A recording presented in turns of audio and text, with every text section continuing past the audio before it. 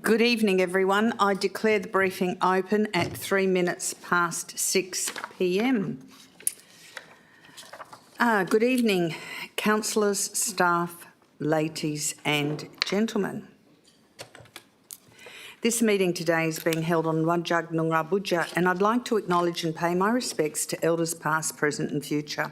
I thank all past and present members of the community that have supported the city to better understand and value Noongar culture within the city of Wanneroo. I invite you to bow your head in prayer. Lord, we thank you for blessing our city, our community and our council. Guide us in all our decision-making to act fairly, without fear or favour, and with compassion, integrity, wisdom and honesty.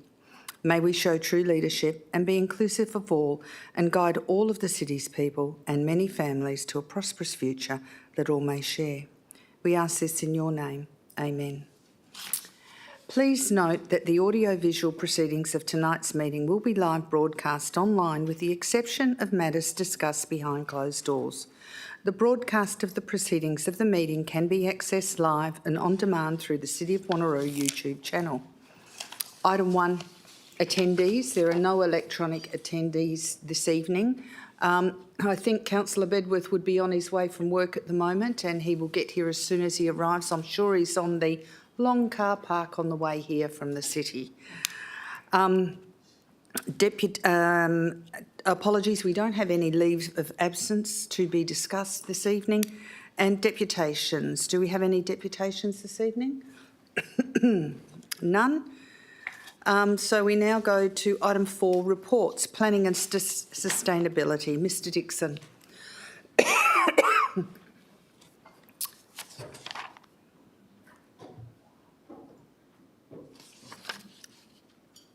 Mr Dixon and Mr Bracconi, welcome to the table.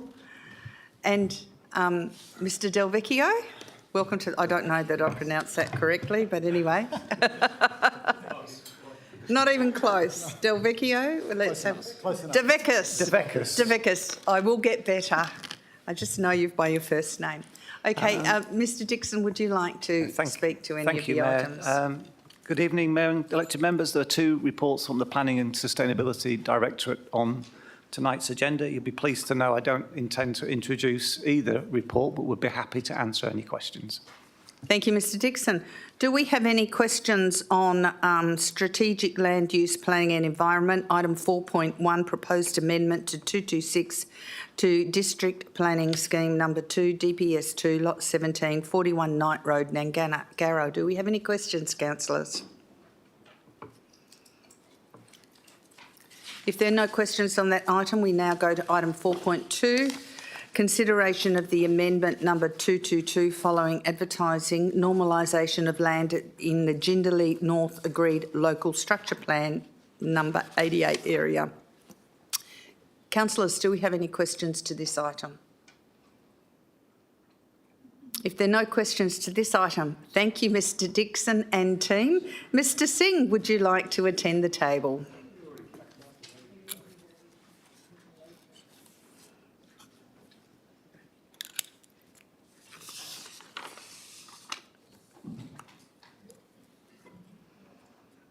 And Mr Ford. Mr Singh, are there any items you'd like to speak to on the agenda this evening? No, Mayor, all 5 items from the SS Directorate. I don't intend to present either of them, any of them, but happy to respond to any questions council members may have. I must also point out the agenda also lists in the index items 6. There are 2 late items listed there. I'm just getting to that list. 6.1 and 6.2, we are working on both of them at the moment. So once they're ready, they'll be included in the ordinary council meeting agenda papers. Thank you, Mr Singh. Councillors, do I have any questions on item 4.3, tender 25027, design and construction of modular change room at Kingsway Football Club? Understanding that there are confidential attachments on this item, so if you want to discuss anything related to the confidential attachment, we will have to go behind closed doors. Councillors, do I have any questions on this item? If there are no questions on this item, we go to tender 25132, road and drainage upgrade works at Mirrabooka Avenue and Kingsway. Once again, the same rules apply for these confidential attachments if you want to ask any questions related to it. Councillors, do we have any questions on this item on the agenda? I take it as no questions on item 4.4. We now go to item 4.5, Tender 25128, which is the construction of the Wangara Waste Transfer Station. And once again, this has confidential attachments. If we went to discuss any items on the confidential attachments, we will once again have to go behind closed doors. Do I have any questions on item 4.5? Councillor Wright, and is it about the confidential items? Go ahead with your question, Councillor Wright. Thank you, Mayor. I just had one question in regards to the administration's completion date for the project. Is that something that can be added to the report for OCM? Mr Singh. Yeah, thank you, Mayor. The way we have written the tender documents and the responses indicate we are targeting completion date of 28th of February 2026. Thank you. Are there any other questions on this item? If there are no further questions on this item, we now go to item 4.6, tender number 25033, the provision of mobile garbage bins, parts, caddies and compostable caddy liners. And once again, there's confidential items on this, so please be mindful of that, councillors. Do I have any questions on this item, councillors?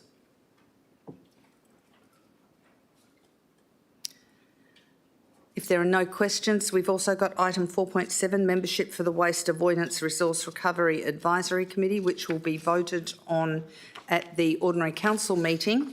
But are there any questions on that report? Councillor Wright. Thank you, Mayor. I just had one question on this item in regards to the name change.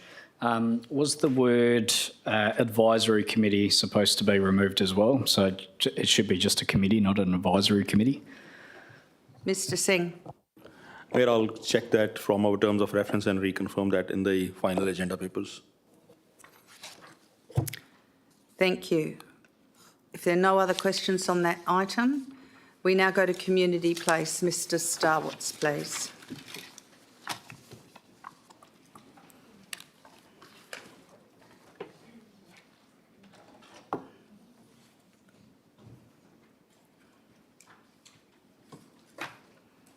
Mr Starwitz and Mr Clem, are there any items, Mr Starwitz, you'd like to speak to this evening on your agenda? Thank you, Mayor. Good evening, Mayor and councillors. Community in Place has 3 reports on tonight's briefing agenda. We've also been supporting some council members in relation to their motions on notice. Just in relation to the motions on notice in part 5 of the agenda, just wish to advise that item 5.5, lighting and security improvements at Gunblossom Community Centre, has been withdrawn by Councillor Berry, and also that there will be 2 motion on notice reports added to the agenda for the ordinary council meeting, from Councillor Bedworth to reconsider the proposed location for Changing Places facility in Clarkson, and one from Councillor Berry, Quinns Rock Sports Club toilet block improvements. In relation to our reports, Mr Clem would like to briefly introduce item 4.8, Kingsway Football and Sporting Club change room upgrades, and I'll briefly introduce item 4.10, investigation into a mountain bike trail in the Alkimos area. We don't plan to introduce item 4.9, Mayor, as Council has previously considered this matter. The Community Facilities Planning Framework has been revised and updated as per Council's direction from March 2025 and is now being presented for endorsement. And we're happy to take questions on all items, Mayor, as we go through. Thank you. Mr Clem. Thank you, Mayor, and good evening, councillors. Report 4.8 tonight relates to a project which originally intended to address issues around toilet and change room accessibility and functionality at the Kingsway AFL club rooms. At the time, administration was also aware of building structural issues relating to the upstairs balcony of the same building. So administration has investigated options to address both issues and also bring the change room facilities up to standard with the current AFL facility guidelines. And there are 2 concepts developed for consideration. Concept option 1 is the preferred option as it provides for the essential upgrades and it addresses the balcony structural issues. whereas option 2 delivers on some of the essential upgrades but has reduced change room space and involves more structural challenges during the construction and therefore higher risks. So council is asked to support concept option 1 and also to list additional funding in the LTFP for 2026-27 to fund the construction, and noting the city will apply for external funding through the state government's CSRFF funding program. Happy to take questions, Mayor. Thank you, Mr Clem. Are there any questions on this item? Councillor Herridge. Thank you, Mayor. Can I just ensure that the clubs are aware for OCM next week, that they've got this, or 2 weeks, thank you, that it's on OCM for 2 weeks if they want to come in and deputise or say anything? Mr Clem. Yeah, certainly, Mayor and Councillor Hedger, we can make sure of that. Thank you. Councillor Smith, did you have your hand up? Okay. Deputy Mayor Rowe. Thank you, Mayor, and appreciate that this is regarding some upgrades in future years.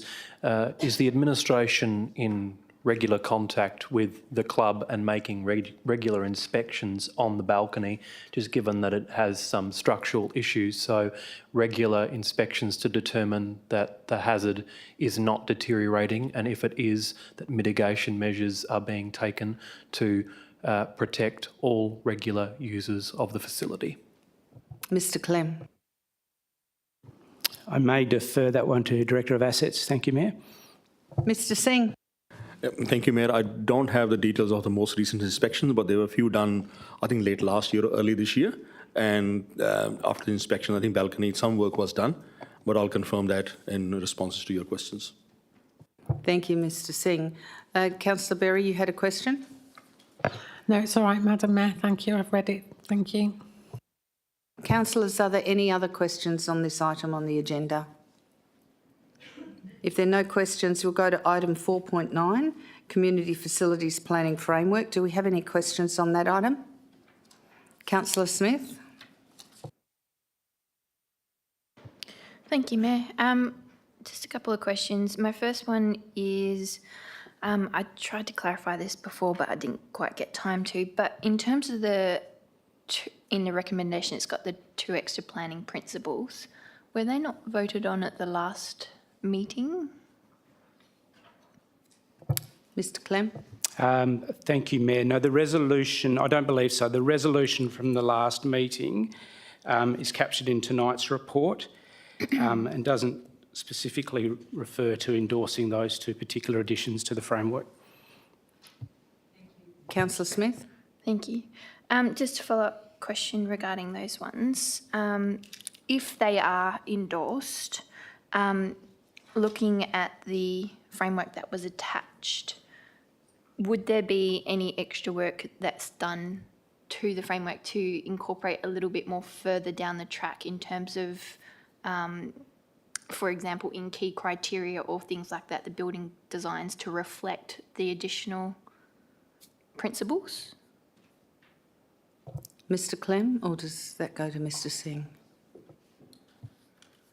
I'm happy to answer, Mayor. Go ahead, Mr Clem. So those 2 extra principles, we would add to that collection of principles on design. And so when we go through design process, we'll make sure those principles are considered in the design process of facilities. So we can actually incorporate them into the framework document. So they are captured in the document, not just sitting there as additions, but they will be in the framework document. Thank you. Any other questions, councillors? Councillor Wright, you have a question? Thank you, Mayor. I was just one from me in regards to the consultation process moving forward if this gets adopted, what the, I guess, next steps for us are to be able to then workshop some of these numbers through some of the subsequent documents that are going to come. So obviously once this is endorsed, I know some of the majority of the numbers are fine, but some of them come up with quite a large net impact. So will we be able to workshop those, whether we actually need them or not, or is there going to be various other touch points with the council member group? Mr Clem. So the framework, if it's adopted, then we'll apply those standards of provision and the ratios when we do our assessments on things like the community infrastructure plans, which is one of the key pieces of work that happens after adoption of the framework. And certainly those community infrastructure plans will then come through the council, probably the concept forum process, and through council meetings for councillor input into those, I guess, what's being applied from the framework into those infrastructure plans. So yes, there will be the opportunity for discussion at those points. Thank you, Mr Clem. Deputy Mayor Rowe. Thank you, Mayor. I have two questions, if that's okay. The first is on financials, so I refer to page 115 of the agenda proper. I believe it indicates this, but I just want to confirm it for councillors. If the city was to adopt a position that we needed maximum provision of facilities, we are looking at a gap of about 52 facilities, which is indicated in the report. So to confirm, Mayor, does that equate to an approximate $150 million shortfall of money that would need to be put into the LTFP? And I believe the answer's at the bottom of that paragraph.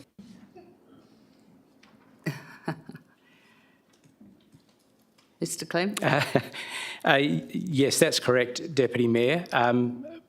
But I would also, I guess, draw the attention of council to the following paragraph, which just, I guess, explains and summarises the impact of providing these facilities. There's some notes there that are also important to consider, that the actual number of facilities will relate to how many neighbourhood open spaces are provided through local structure plans and the like, and the timing and delivery of those will be subject to market demand and developed areas. So yes, that raw number is 52. It says a gap of potentially up to 52 facilities across that 20-year span, and that's on the assumption that those population projections come to fruition of around 400-something thousand people. So yes, there's a few, I guess, assumptions in reaching that particular figure. Thank you. Deputy Mayor Rowe. Thank you, Mayor. And the second question sort of draws on that point of market demand. One of the attachments very helpfully provides all of the user data that I think council members have asked for quite some time to better understand the demand for our facilities. So my question is, given that the city is currently undertaking a service review of community facilities, will that data be integrated through that review process so we can have a better understanding of what the demand is for the sport, recreation and leisure facilities across the district? Mr Clem. Thank you, Mayor and Deputy Mayor Rowe, for the question. Yes, we will certainly incorporate that data into that process. Councillor Smith. Thank you. The report mentions that on page 114, the implementation of the framework is expected to be approximately 100,000 each year. Considering we've already voted on the 25-26 budget, has that been put into, if this is endorsed tonight, mid-year, or how does that work with the budget? Mr Clem. Thank you, Mayor. We're able to, the actions that we've got captured in this year, we're able to complete them with our existing resources. So we have got that provision within our current operational budget, so there will be no requirement through the mid-year review to make any changes.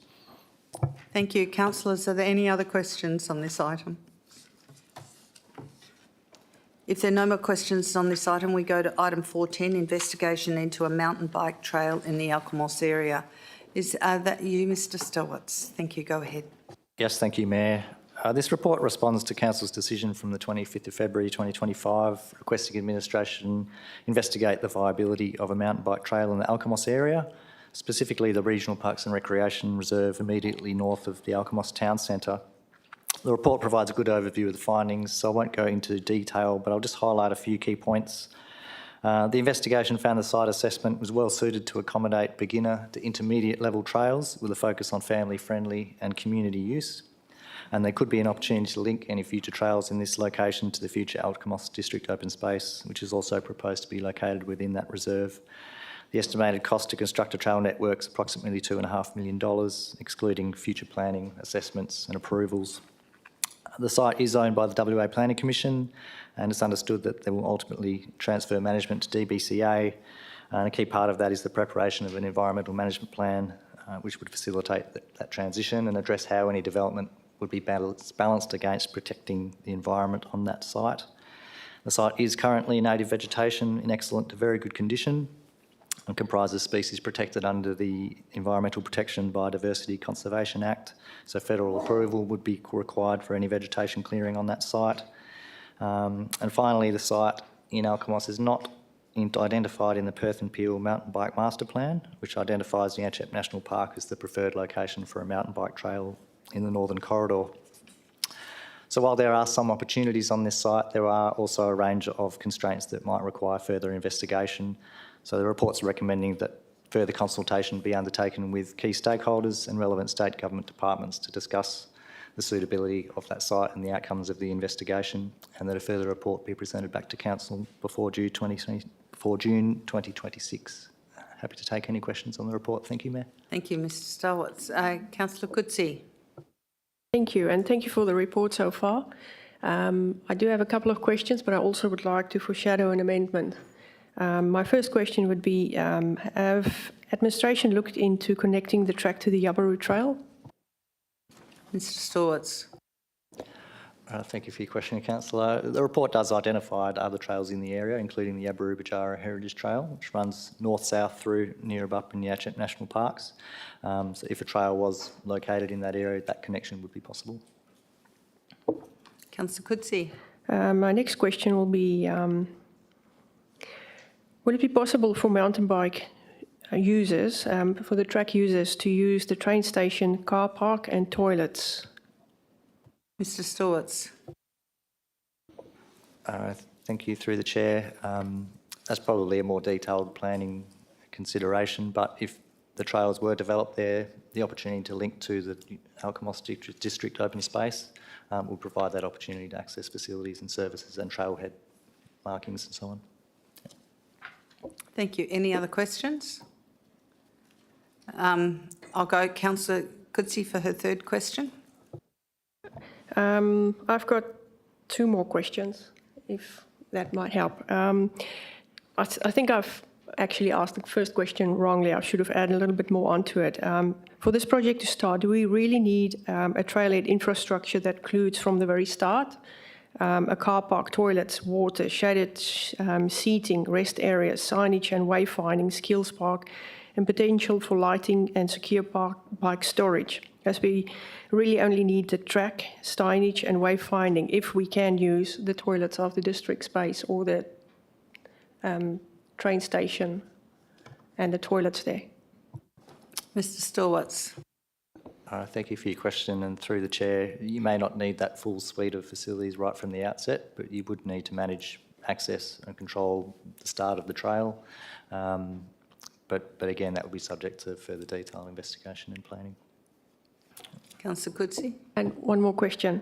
On page 439, it says the southern boundary of the site includes a parabolic dune, which features highly eroded slopes that are not suitable for inclusion in any mountain bike trail network.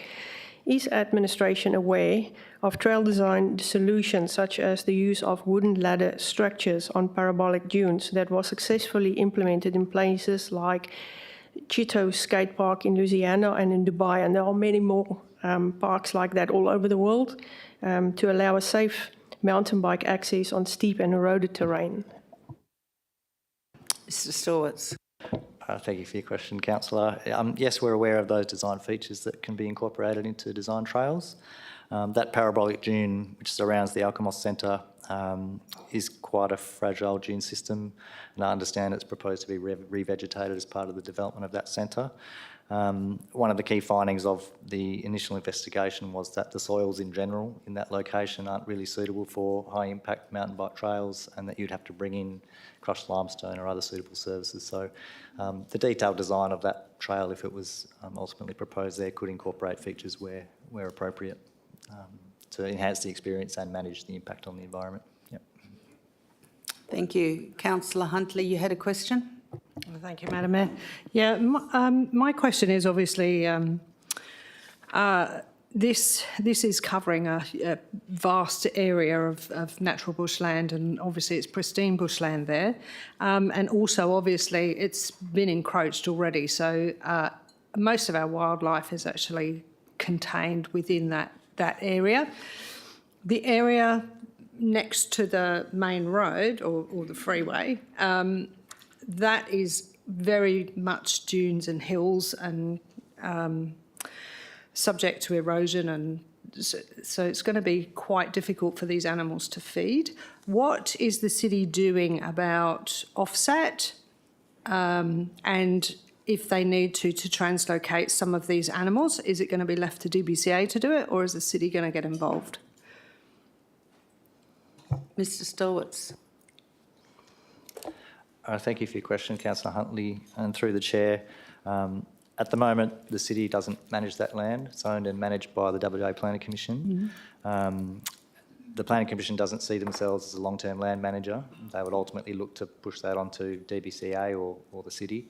So at the moment, I'm not aware of any processes that they're going through to manage the relocation of animals, but certainly we have experienced as land is developed through that corridor that wildlife is displaced and that needs to be managed properly.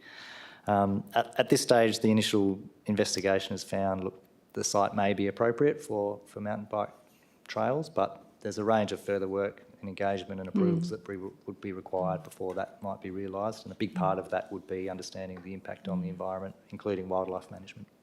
I mean, Thank obviously, you, Mr Stewarts. You've got another question, have you, Councillor Huntley? Yeah, thank you, Madam Mayor. Obviously, the city's or Alkimos District Town Centre is obviously going to encroach. So at the end of the day, those animals will need to be managed. I'm just wondering if the city could make sort of a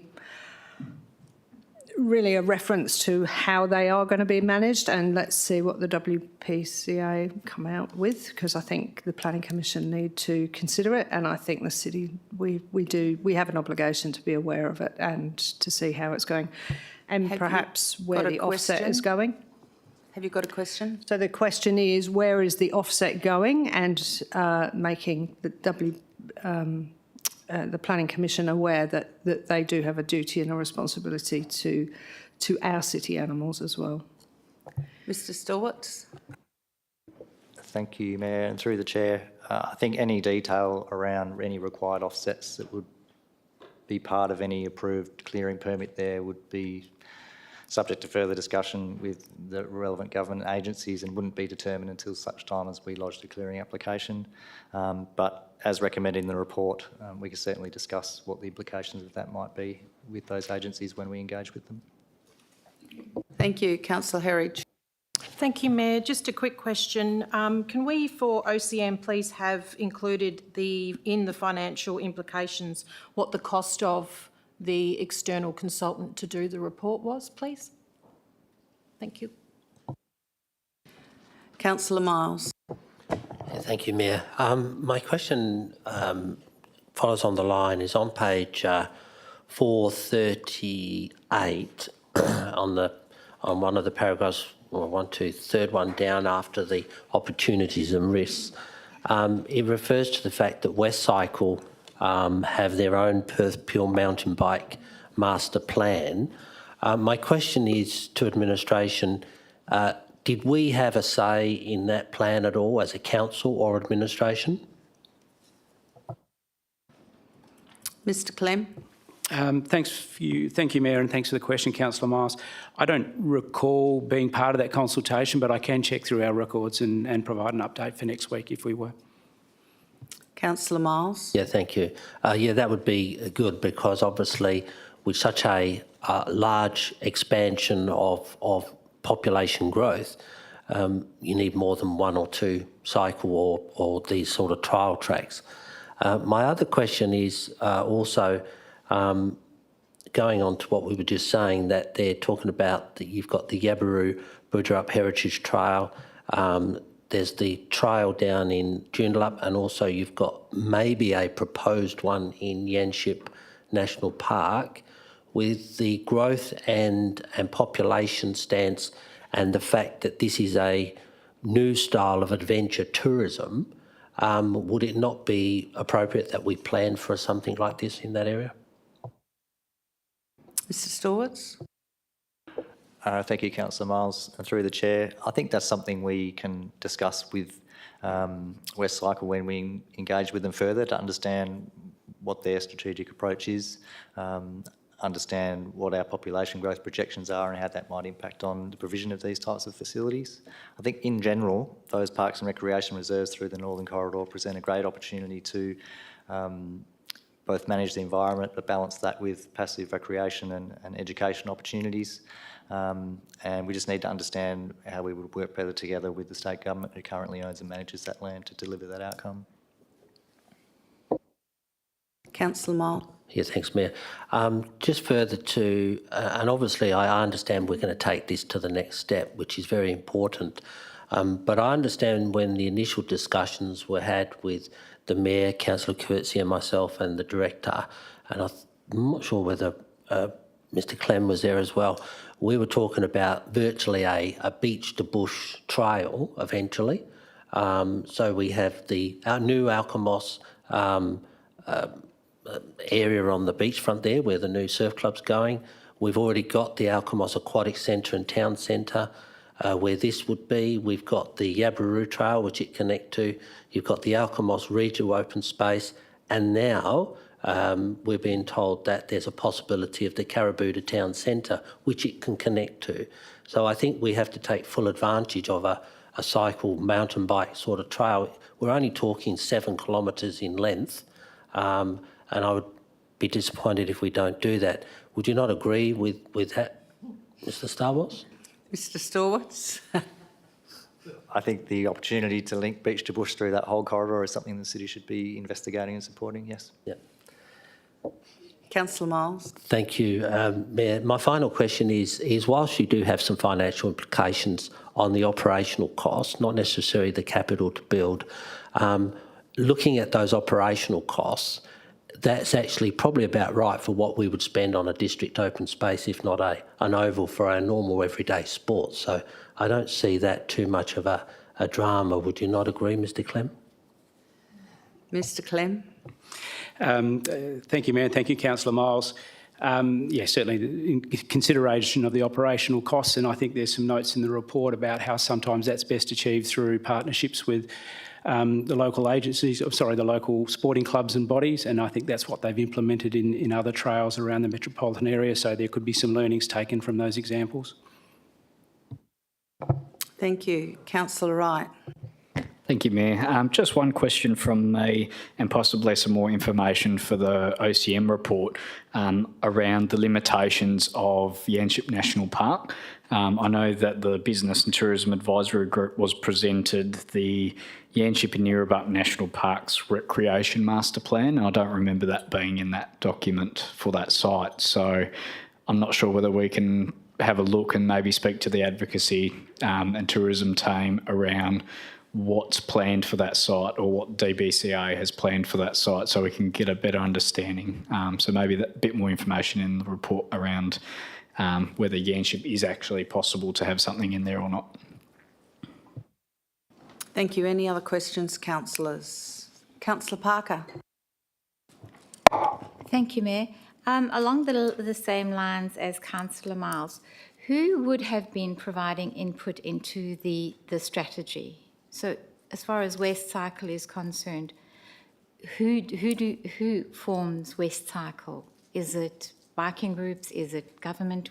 Who forms West Cycle, and how and who came up with the strategy? Mr Clem. Thank you, Mayor. Thank you, Councillor Parker.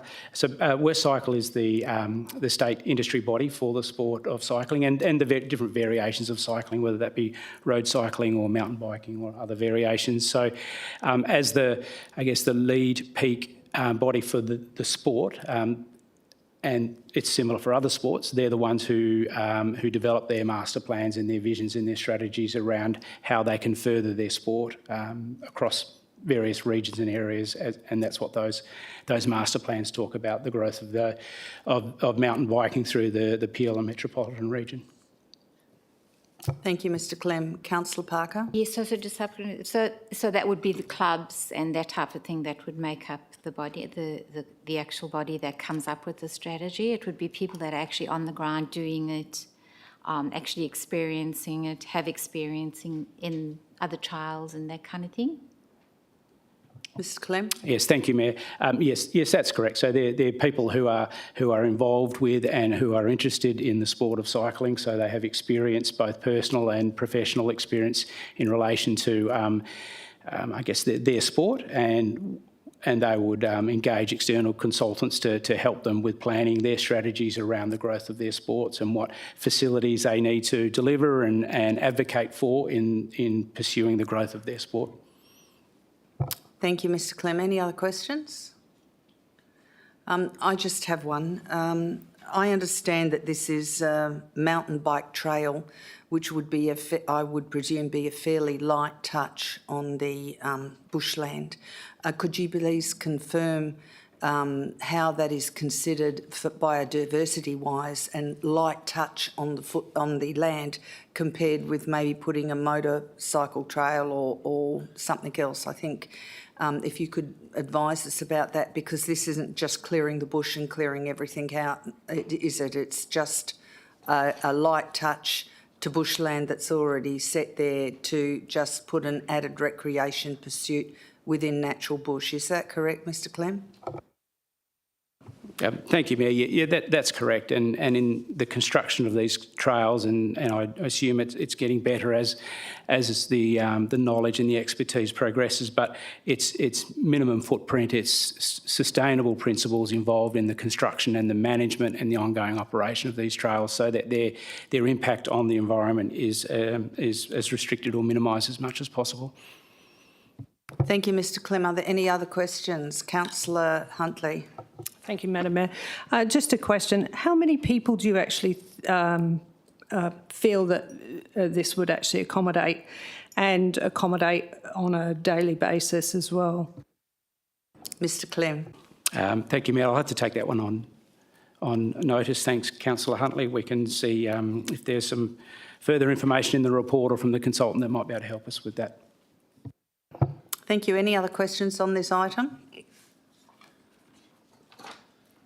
If there are no other questions on this item, thank you, Mr. Stortz, and thank you, Mr. Clem. We now go to corporate strategy and performance, and we welcome Ms. Harrison. Thank you. And Mr. Greer. And how do I pronounce Bingsal? Mr. Pathanadra. Just check the spelling, Mr. Pathanadra. Okay, Ms. Harrison, would you like to present any of the reports tonight? Thank you, Mayor, and good evening, councillors. There are 3 reports from Corp Strategy and Performance tonight. The first two, 4.11 and 4.12, I'm not going to introduce because they are fairly standard financial reports, but we are happy to take any questions, both myself and the Chief Financial Officer with me here. But item 4.13 will be introduced by Manager Property Services. Okay, we'll go straight to item 4.13 so Mr. Greer can speak to that. Mr. Greer, would you like to speak to item 4.13, please? Thank you, Mayor. The report that's being presented is a slightly unusual lease report, but one that administration considers provides a strong outcome for the 2 main user groups at the facility. It's a site that has been under a long-term lease to the Wanneroo Cricket Club and the Wanneroo Hockey Association. The proposal is that the cricket club primarily will take over the site and the redevelopment. It currently has $3 million as a combination of state and Commonwealth funding to undertake the works, and it has a development application currently pending ongoing for that. So it's quite advanced at the moment. It's looking at moving to a long-term lease and a slightly enlarged lease footprint, which is shown in the plan attached to the report. Hockey will remain engaged with the facility and is supportive of the arrangement that's being proposed as well. Administration has worked closely with both groups. So currently, the essential terms are provided in the report, and a lease document has been shared with both clubs, who again are supportive. The lease document has been provided to Department of Planning, Lands and Heritage for Ministered Lands sign-off under Section 18 of the Land Administration Act. That's pending, but is unlikely to require any changes to those essential terms that we provided. And equally, the development approval that's pending, again, is unlikely to change any of those essential terms. So administration considers that the stage of the lease negotiation with the two user group support is at a stage where council can consider. As noted earlier, ultimately it provides a larger, newer facility that will hopefully be very beneficial for both groups and for the wider community. Happy to take questions. Thank you, Mr Greer. Are there any questions on item 413? Councillor Herridge. Thank you, Mayor. I just wanted to check and have confirmed. The lease looks fantastic and I love the idea of how it's going, so that's awesome. The indoor pavilion, can we confirm what that actually is intending to be? Mr Greer. Thank you, Mayor. I understand it's for practice purposes, but I'll get some clarification. I'll take that on notice and add an update in the future report. Thank you. Councillor Herridge. And just one more, thank you, Mayor. I did read somewhere in the report that it mentioned that we were getting extra parking in this area. Where was that going to go? Mr Greer. Thank you, Mayor. I'll take that on notice as well. Thank you. Deputy Mayor Rowe, you had questions? I do, Mayor. The first, just for confirmation purposes, to confirm that the club itself is managing the project, the actual construction of the facility redevelopment. Is that correct? Mr Greer. Thank you, Mayor. That is correct. It's following a user-funded facility upgrade process that the city has worked with a number of different groups over recent years. This is probably a larger one, but there's been, I guess, quite a bit of due diligence and investigation that's occurred on administration's part. And I should add that it is a proposal that's an outcome of close collaboration between a few sections within administration. My property services area through the lease, but also community facilities is supportive, and as is our asset team. Thank you, Deputy Mayor Rowe. And the second question, Mayor, because I think this is a sort of new and exciting way of entering into these negotiations. Is there any other example within the Kingsway Regional Sporting Complex where we've gone towards lease? There are a number of other user groups who are rather successful at attracting state and federal funding, including the Great Olympic Kingsway, who are playing right now in Brisbane. I knew I'd get it in there some way. So my question, Mayor, is there any other clubs across that regional open space or others that may be in a position to enter into a lease agreement in future? Deputy Mayor Rowe, I'm sure you don't know the current score of the... Mr Greer, would you like to respond? Thank you, Mayor, and I don't know the score either. Although I would like to know. The precedent, look, it's probably the first of this type at Kingsway, but it's a process that administration is working on and refining where it may have further application. Obviously, there are other items. I mean, there was an item earlier on the agenda tonight with another Kingsway sporting facility where it's being rolled out in, I guess, a more conventional way. However, the other precedent I would give is the community groups that are developing at the, I guess, the northeast corner of the Kingsway Sporting Complex. They're not sporting groups, but they are community, benefit user groups that are going in there. They are leading their own builds. They're going to be managing their own sites. So it's probably more akin to that, and maybe we're taking some lessons from that already. Thank you. Any other questions, councillors? Councillor Nguyen. Do we know whether both clubs have entered into an agreement in principle regarding how that would look like in the future? Mr Greer. Thank you, Mayor. We haven't been provided with a document between the groups, but we understand they're closely collaborating and they both understand that the city's intention is that they both continue. They're certainly indicating that to us as well, and they're not expressing any concern. The documentation both the agreement for lease and the ground lease has actually been provided to hockey as well as to cricket for transparency, and both groups have expressed support. Thank you, Mr Greer. Councillor Nguyen. The lease is obviously only under one club. The other only have access to it. While they're in, I guess, a good relationship now, in the future, if something were to happen between the two clubs, is there anything in the lease, which I can't see, that would secure the tenancy of the other club that doesn't have an actual right other than an access? We just don't want to be in a situation where they're going to be fighting over access. Mr Greer. Thank you, Mayor. It's a good question. I guess the main provision would be that under our leasing policy, typically long-term leases have a break provision available to either party at a certain point that would operate, I guess, as a termination for convenience, is probably another way to put it. So whilst you would certainly expect, based on the current position, the interaction between the clubs, what they're saying, that would continue, and there is provision for the arrangement to be shared with the city and approved by the city, as part of the head lease arrangement.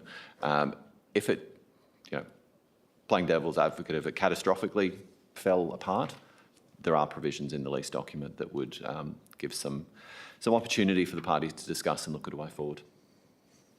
Thank you, Mr Greer. Deputy Mayor Rowe.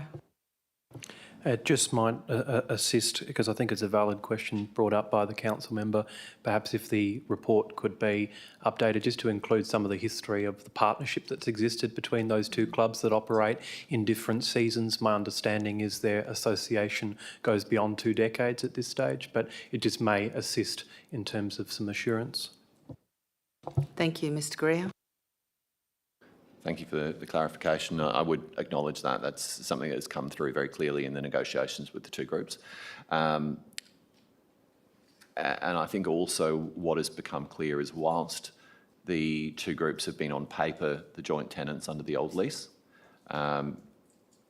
the cricket club has effectively been the active partner in that arrangement for a very long period of time. Coordination has appeared to be from the cricket club. So again, that reinforces there is that support, but I'll provide some further clarification in the ordinary council report. Thank you, Mr Greer. Councillor Nguyen. Where would the club be, I guess, meeting or using the facility while this is under construction? Do they have another place? Mr Greer. Thank you, Mayor. Can I add some further detail? I'll take that on notice in terms of what the likely arrangements are. To some extent, it will depend on when they've finalised procurement, if the lease is signed, and which season is in place.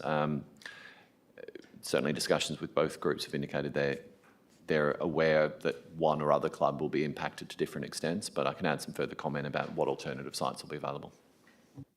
Thank you, Councillor Nguyen. Do you know what the total cost is in terms of what they're planning to build and whether the funding is enough, or do they need to raise further funding? Mr Greer.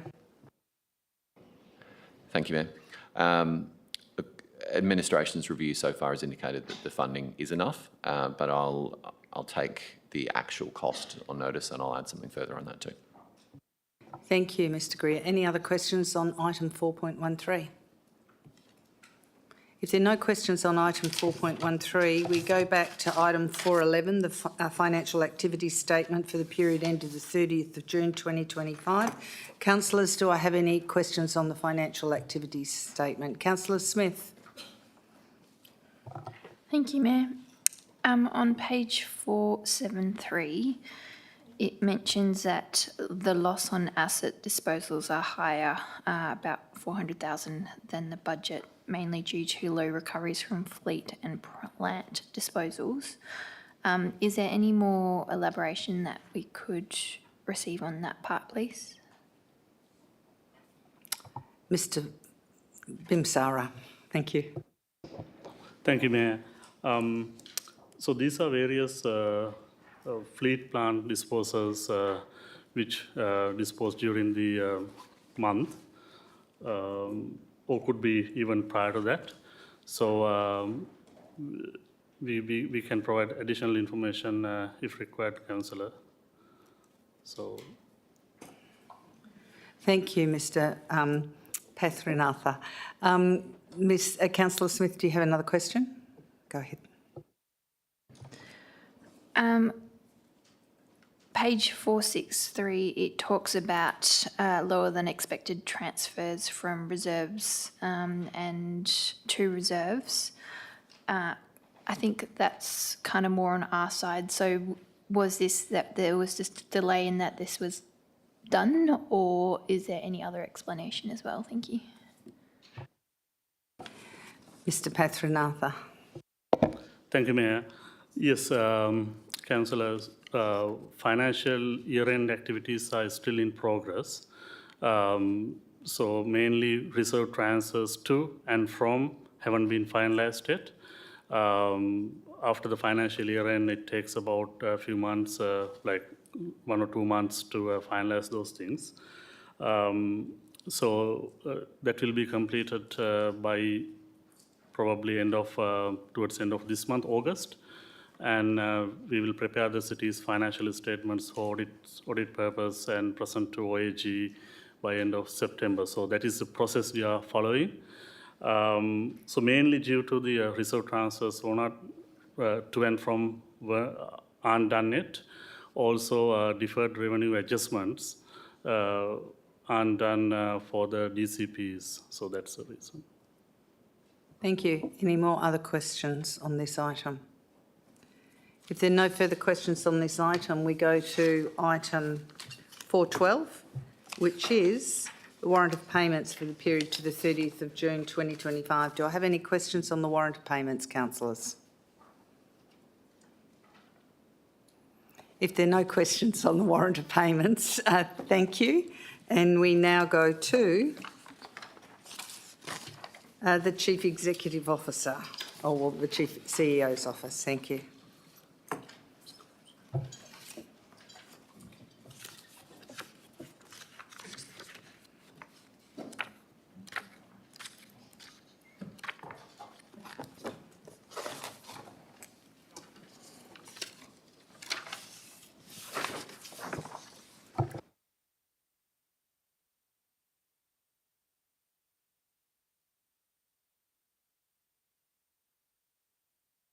Ms Coles, would you like to speak to any item? Thank you, Mayor, and good evening, councillors. There's 7 items on the agenda from the Legal and Governance Service Unit. I don't propose to introduce any particular item tonight. The council member feedback from the concert forums that have been held has been included, and we're happy to take questions. Thank you. Councillors, do I have any questions on item 4.14, review of council members' continuing professional development policy? Sorry. Councillor Nguyen. Just in relation to where 3 or more councillors have applied for the same CPD event, is it still the case that it's the first 3 that made the request will be automatically approved as long as it meets the criteria, and it's only approval for anyone who's made the request subsequent to the 3rd that requires approval? Or is it the entire, I guess, group?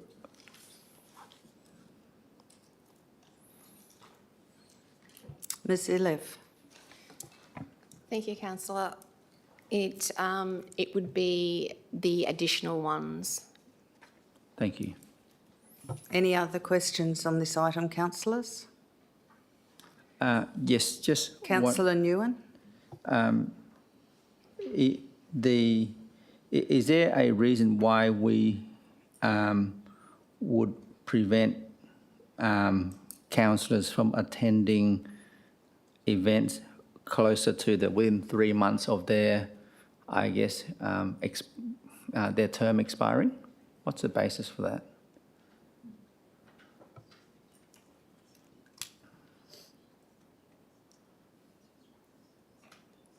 Ms Iliv. Thank you, Councillor. It's a policy that the council have. If council choose to amend that part of the policy, we can. It's not legislatively required, but there's no requirement that you can't attend an event. It would just be under the current policy. We would have to take a report to council rather than administration attend to your registration requirements. Thank you. And I think Thank you. Do you have another question, Councillor Nguyen? I do. I think there was some indication, not sure whether this report, the next one, dealing with some criteria that doesn't meet the Act. Councillor Nguyen, we're just speaking to this report. When we Okay, get to the next one. report, Okay, you can I'll ask wait a for that. question on that report. Are Okay. there any other questions on Councillor Wright? Thank you, Mayor. Just one question from me in regards to, again, that clause related to 3 or more councillors. Has the administration done any legal research on whether the new proposed policy conflicts with the new clause that was inserted into Clause 2.10 of the Local Government Act, role of councillors? I believe there was a new section added, which was 1F, which is maintains and develops the requisite skills to effectively perform their role. So has there been any conflict with that, where if council did reject it, is stopping a council member from developing skills, which is a role under the Act? So do we have actually any advice or legal information in regards to that? Ms Coles. Thank you for the question, Councillor Wright. We haven't had any legal advice in relation to that, but we have had a look at the section. So the limitation in the policy for 3 to attend and then any over that to come to council, it would be a council decision. If council were to decide, they'd have to give reasons as to why they were not going to allow those councillors to attend. It could based on any particular reasons at the time, but no, not at this stage have we officially looked at how that would work. Thank you. Councillor Herridge, you have a question? Thank you, Mayor. Just on page 625, and I did give advance notice of this question, it's under clause 2.4K. I just wanted to see if we could have explained in a little bit more detail so I can understand it better. In relation to study hours or official delegations, the CEO will refer all such proposals to a concept forum. So I believe, and I had confirmed, that this was already in the current policy, but why would we be sending it back to a forum where there's no decision-making body? Just to clarify that for me, please.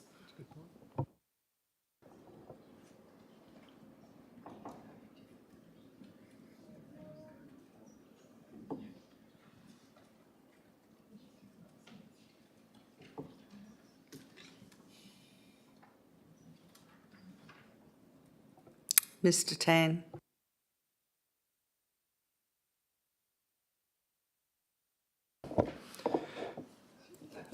Thank you, Mayor. As Ms. Iliff has responded, this was in the original policy. However, as it is a policy, it is subject to whatever the council decides. And if it is the case that this clause needs changing, we can definitely look at doing that. Councillor Herridge. Thank you, Mayor. It doesn't. I'm just trying to understand why that would have been in there. What would be the purpose? Not to say that we'll just take it out or what have you, but it's obviously in there for a reason. Ms Coles. Thank you for the question, Councillor Herridge. We'd have to take it on notice and have a look at what was discussed when the policy was actually put in place a couple of years ago. I think it was in December 2022, to see what the reasoning around that was. Thank you. Any other questions on this item? Deputy Mayor Rowe. Thank you, Mayor. What I would just ask, if the administration can please reflect on, is that the conference schedules are very much usually aligned between July and October of each year. So every 2 years, they will have a significant impact on elected members who are up for election. So my question is, if this policy is adopted, can the administration focus on timely processing of council member attendance requests? Because if we don't have that timely response and inclusion in reports, we get items that are later in the agenda before us this evening. Thank you. Any other questions on this item? Councillor Herridge. Thank you, Mayor. Just along the lines of what Councillor Nguyen was asking about, the word interstate has been removed out of clause 5.5E, stating that this, and I'm assuming this is what it means, is that we only need to do that part if the conference or wherever you're going is actually overseas. So if anyone is going for interstate, we don't have to go through that process, and anybody can go, any number. Ms Coles. Thank you for the question. Yes, that's correct. So with that section, it'd be 3 or more for the same event, and that event is held overseas. I think there was a discussion to remove the interstate from that section. Thank you. Councillor Smith, do you have a question? Thank you. When I was looking at the marked up version to the new version, I think there might be a section missing, reporting section. So I think if I compare 630 to 637, it may be just me, but I feel like that part is missing.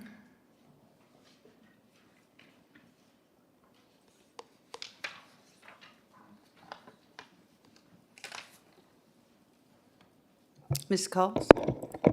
Thank you for the question. That is correct. We'll get that updated. Okay. I don't know if I've missed anything else, because sometimes it's pretty hard to track. But in that section, I picked it up because I think 2 of the sentences start with in accordance, and there was a spelling error where it missed the I, so I was checking it there. So thank you. Thank you. Any other questions on this item? Councillor Nguyen. A question relating to industry engagements. Does that require the CEO's approval before a councillor is reimbursed for attending a speaking engagement, for example? What page and what number is that item, That's Councillor? clause 4.1. That's on page 625.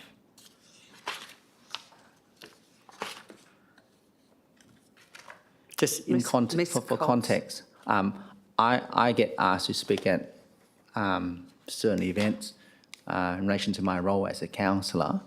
Often I don't notify the council these events I've been invited to, but I do speak at these conferences. I just don't know for the future whether I need to request approval before I attend. Ms Coles, do you want to respond to that? Thank you for the question. They are industry engagements. So if they are industry engagements related to local government and local government work, then that you would have to have the approval of the CEO to attend. Another question, Councillor Nguyen. Yes, so can you clarify, so industry engagement, what does that mean? So is this local government work as in talking about local government? Ms Coles. Thank you. It'd be any aspect of work that the City of Wanneroo local government is actually involved in. So it could be planning events, it could be governance events, industry events, any business related to that. Thank you. Any other questions, councillors? If there are no other questions on this item, we now go to item 4.15, the review of the attendance at Events Policy Council members and Chief Executive Officer. Do I have any questions on this item, councillors?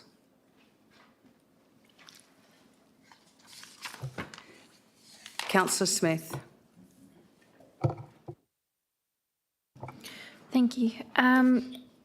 This one mentions, when it's talking about laptops and iPads, subscription to, I think it's Microsoft 365. Councillor Smith, where item 4.15 is review of the attendance at events policy. Sorry, way ahead, jump ahead. that you're looking at 417. Thank you. So are there any questions on item 415, councillors? If there are no questions on item 415, we now go to item 416, the establishment of Chief Executive Performance Review Committee. Do we have any questions on that item, councillors?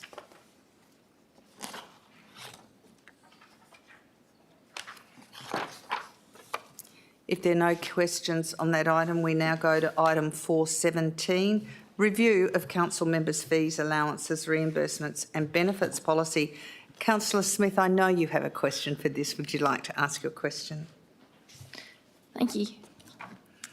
So referring to the reference to the subscription to M365, which I'm assuming is at Microsoft 365 online? Okay. I just wasn't quite aware because I thought I'd been asking for access to Microsoft on the iPad for over a year now. So is that something that we should already have access to? Ms Coles? Mr Tan. Thank you, Mayor. I believe that's a question for IT. All we've done is use the table and what they've given us. But if you want, I could check with... Ms Harrison? Thank you, Mayor, and thank you for the question. I will take that on notice and I'll follow up with the IT team. Thank you. Deputy Mayor Rowe. Thank you, Mayor. In terms of the subscriptions and the resources that elected members would have access to, as part of the induction process, can there be some training module or resource that's created? Because if we have access to a subscription, it would be good to also have the accompaniment of a training resource of how to use it to its best potential. So if we're having an entitlement, we also use it to its maximum benefit, both for ourselves in what we do for the city and also for the ratepayers. Councillor Herridge. Thank you, Mayor. Just referring to page 687, underneath the legal review, I believe council members are being asked a question that we need to answer. I'm a little bit confused because this isn't a workshop, this is a briefing, so I'm not sure how we progress with this.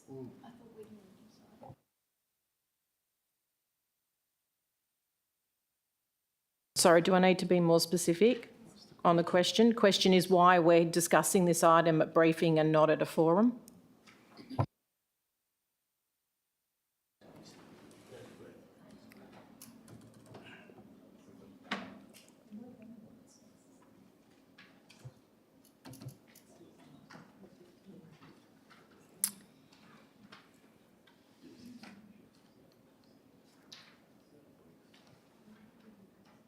Ms Coles. Thank you for the question, Councillor Herridge. At the forum, it was agreed that we'd go with 9B, so we'll get that updated for the OCM.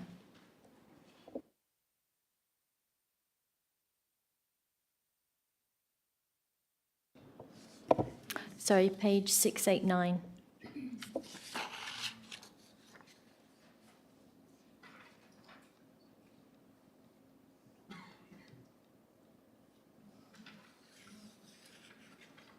Thank you. Any other questions on this item? I'll give Councillor Herridge the first option on this one.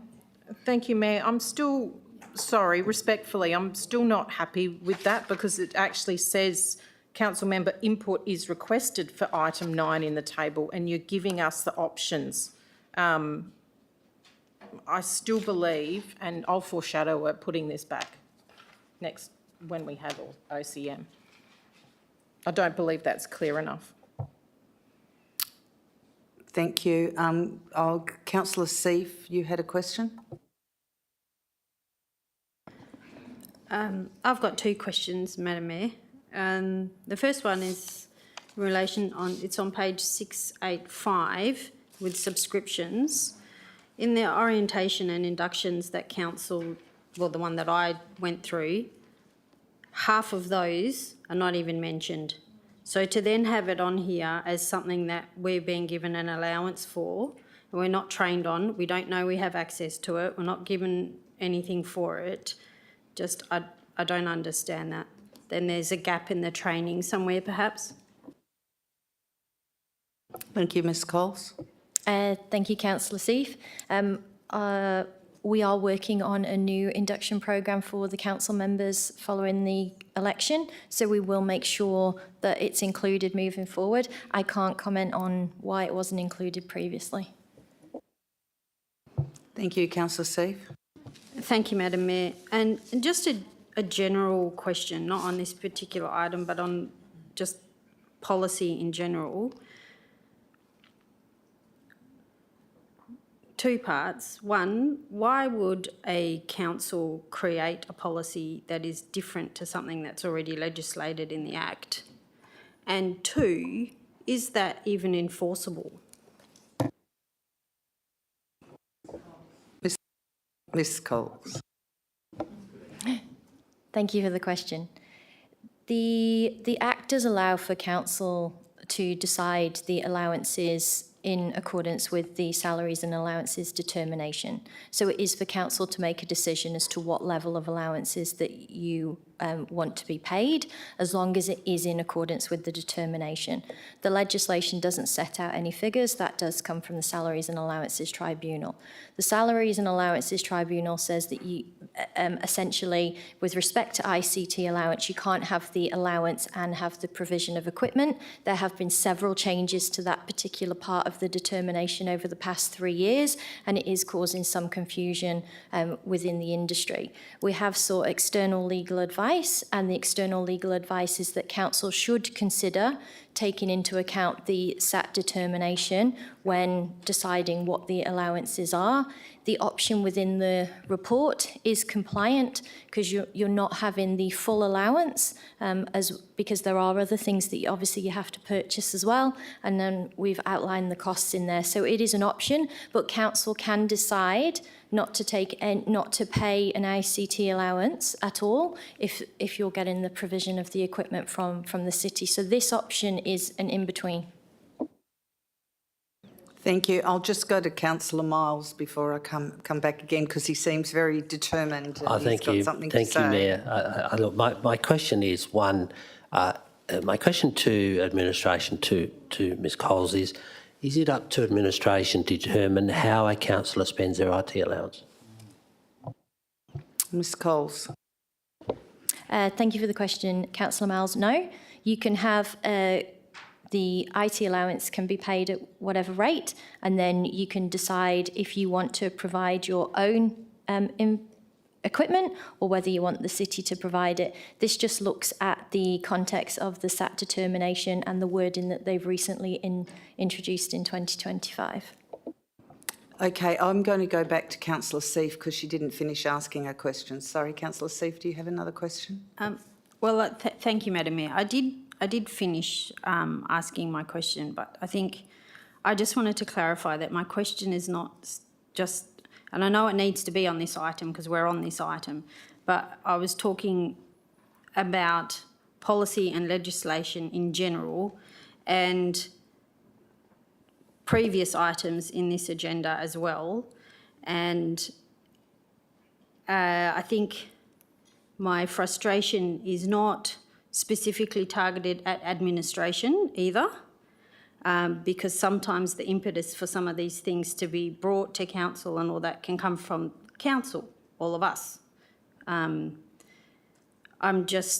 would like, is it possible, I have to put this as a question, so is it possible for administration, when council brings something forward to make this a policy, that a policy, something else a policy, can council say straight up, here's the legislation, it's already legislated, and recommend against it, so that we don't end up with too many policies for the city of Wanneroo where it's legally not even really enforceable in my view. Ms Coles. Thank you for the question, Councillor Seif. Often policies fill the gaps from the Act and the regulations. The allowances policy, the Local Government Act requires the council to adopt a policy on allowances. It requires a policy to be adopted in relation to professional development allowances. So there are certain things that you do have to adopt, but yes, you're right, if everything's explicit in the legislation, you don't need a policy, but often sometimes the Department of Local Government or WALGA will recommend a policy and put out a template for those sorts of things. Thank you. Councillor Moore. Thank you, Madam Mayor. Whilst we're talking on the cost per year over the 4 years for, say, the iPad and the laptop, with the subscriptions, I'm 2 years into my term, I wasn't even aware that we had these subscriptions. So when we're going into this ICT for the remainder of the last 2 years or for new councillors, will we then be able to opt out of using the subscriptions? And for the councillors who only have 2 years left of their term, will they then be reimbursed instead of being charged this fee for the whole 4 years? Ms Coles.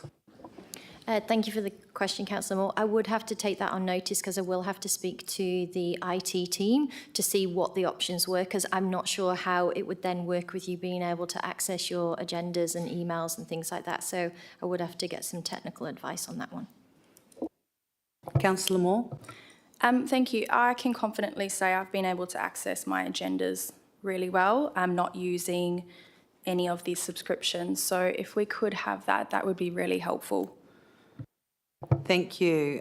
Councillor Smith. Thank you. Following on from Councillor Miles' questions about how ICT expenses allowance is decided, 1.4 section on page 703 says council members are to be paid 50% the maximum annual amount for ICT expenses. I don't remember that being part of the workshop, and I understand with the SAP ruling about how iPad or laptop has to be included as part of the allowance, but there's a difference, as we've seen, in terms of the price of the laptop or the iPad. So the 50% just seems slightly arbitrary in terms of that, and it takes away choice, unless I'm misunderstanding it. So if that could be explained a little bit more in terms of that, that would be fantastic. Thank you.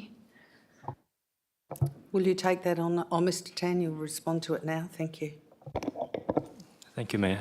The 50% is in fact arbitrary.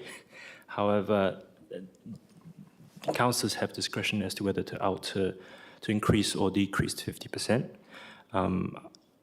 I came up with that number taking the average of the iPad and the computer being 3,500, 50% is 750.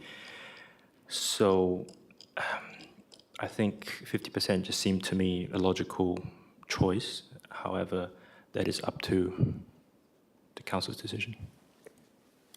Councillor Smith and then Councillor Wright. My only concern with that is we want to make sure that we keep to the SAT cap.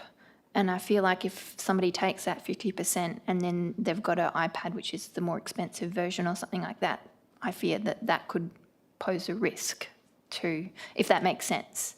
So I would think that maybe that number needs to not be there, that it needs to be determined on the specific circumstances of what people have chosen. That's just my idea. Thanks. Anyone wish to respond? Councillor Cole? Miss Coles, sorry. Councillor Coles. Thank you for the question. Strictly speaking, if you were going to take the legislation and the SAT determination to the strict point, if you were going to have the city provide the equipment and all the subscriptions, then you wouldn't have an allowance on top of it if you were taking a strict interpretation of the SAT determination. Okay, I'll go to Councillor Wright now. Thank you, Mayor. I guess, and I'm hearing the frustration around the room, I'm really wanting to understand, and it was certainly not my impression that I took out of the forum, that council had workshopped the policy as we were waiting on a lot of advice, both legal and internal from ICT, to clarify this. And I'm now aware, considering that this is a high inflammatory item, now coming up to election time as well, that the administration has put council in a position where we are not able to debate this freely because we have not workshopped and actually received clarity on the legal advice, and now it's been put in the public arena. I'm happy to be that councillor to say it, but I want to know why that this has now been put in the public agenda when we haven't clarified both legal and also non-legal that we had requested information to be brought back to us before it came into the public arena. Ms Coles. Thank you for the question. So, Council, this policy hasn't been reviewed for some time, and the administration requested an extension of time. So in March this year, Council provided an extension to the 30th of September to actually review this policy. Unfortunately, we didn't have time to bring it back to a concept forum in the meantime because from the 4th of September, we're into caretaker period and you can't make any significant decisions. So the last council meeting that we could bring this to meet the council resolution from March is the August OCM. So, Ms Coles, what you're saying is that you were trying to be obedient to a council resolution, but is it possible that council can do a resolution to defer it to a concept forum after that council resolution? Thank you for the question. Yes, council can defer the item at the OCM back to a concept forum, and then we'll be able to schedule that. Thank you. Councillor Wright. Thank you, Mayor. I guess just further on from that and just understanding the information that's been presented on 685, because obviously there's various clarities that are needed that have been taken up on notice. Just in regards to the subscription-based side of things and my personal knowledge of subscriptions work on enterprise plans, and it works on brackets of how many employees fit within the organisation. So just wanting to understand, is the City of Wanneroo not already paying those fees for staff? So why has an attributed amount been assigned to a councillor? Because we don't all have individual Microsoft plans. We come under the city's subscription-based. So why are we now being charged for something that the city already has for its employees, and we have just been given access because we require access for our agendas? Ms Coles or Ms Harrison?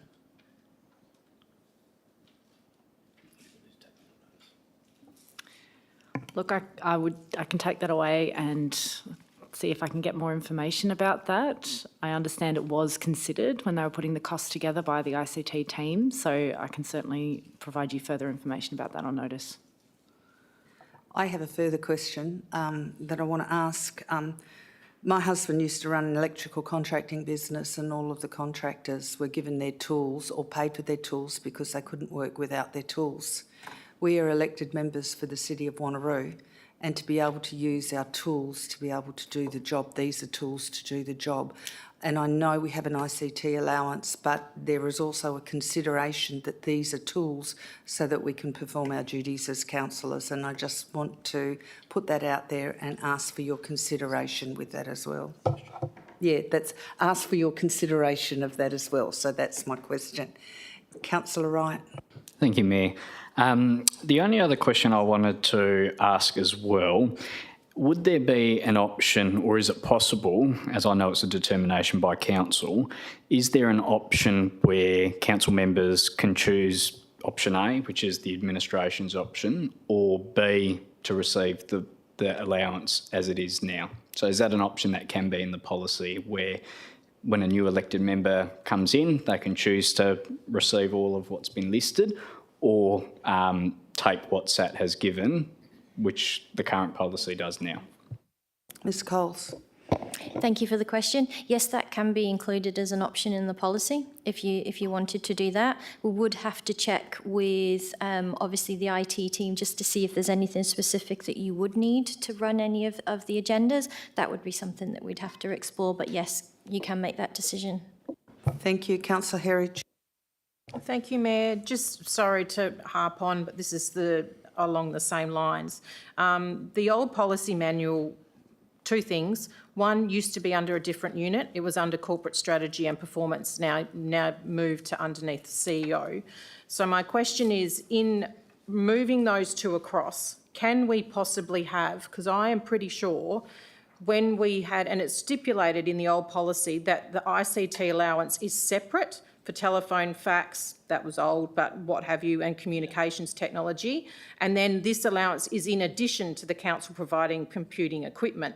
Can we possibly have, because we've never seen the breakdown of that amount, can we please have the old breakdown of the 3,500? Because I believe also included in that was a printer and possibly a shredder. We could ask for that to actually have that at home. So we've never had this broken down to know that that was what is included in that. So if it's changed from one ship to another, what was the old ship? So we can compare to make sure that what we ship. Directorship. Sorry, it's an old Tupperware term. Ms Coles. Thank you for the question. I can certainly get you the breakdown of what it was prior to then.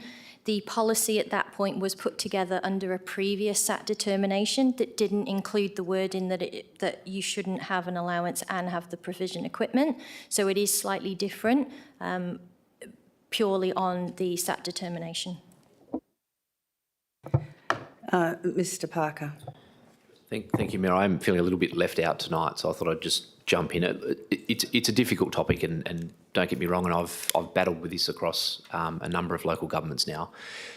But I'd just like Council to please consider this is trying to update our policies in line with the SAT determination. This isn't the administration running off. Our previous policy was in accordance with the previous SAT determination, was compliant. The SAT determination has changed, and we're trying to update our policy. So I understand the frustration, but we are trying to work within that framework. Councillor Wright. Thank you, Mayor.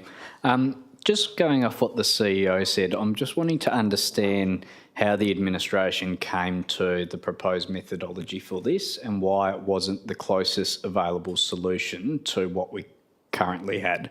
So in my view, that would be replacing like for like, which would be, here's your 3,500, that's the aligned to the policy. Yes, the change from determination, but this is an entirely new methodology and an entirely new principle that's being introduced around taking this out and only giving half.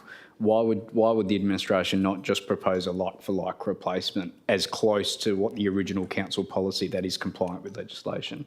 I want to understand the methodology of why admin came up with the 50%. Ms Coles. Thank you for the question. So in discussions with the external lawyer following the concept forum, it was actually a suggestion that they made that the allowance was reduced to give effect to still being able to give council or provide council members with a laptop and the subscriptions, and that's where the discussions were had. During that session, the lawyer suggested that we have a look at what the cost to the city was and then work back from there. And that's when, in doing that, in working with the IT team, the legal team then came up with the 50%. Thank you. Councillor Huntley. Thank you, Madam Mayor. My question is regarding, I'm looking at the subscriptions, but there's something radically missing, and that is security. I use my own computer, and I must say I have had to invest $2,500 for 3 years' worth of security this year because obviously I've got council stuff on my computer. So I'm just wondering why that isn't in here.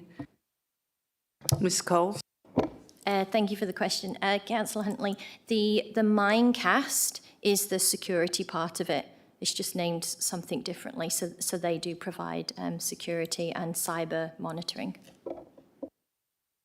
Thank you. I'll go to Councillor Moore before I go to Councillor Nguyen. Thank you. Thank you, Madam Mayor. I'm just asking for the next, or for the OCM, could we please have the total on what we are spending on near map per year? Just looking around the room, if it's saying here that it's 1,246, you just times that by 14 councillors. That figure just doesn't seem right, just per year, and considering we've got a city using it, we've got employees using it, I would like to know what the subscription fee is, and so we can have a proper breakdown of how this was calculated, please. Thank you. That's right. Councillor Nguyen next. Personally, I don't agree with the methodology that's been put forward, but leaving that aside, I just wanted to understand the policy is intended to, I guess, assist councillors with making a claim for certain items. It's not there to limit what is already available under the Act, under the tribunal's determination. Is that right? Ms Coles.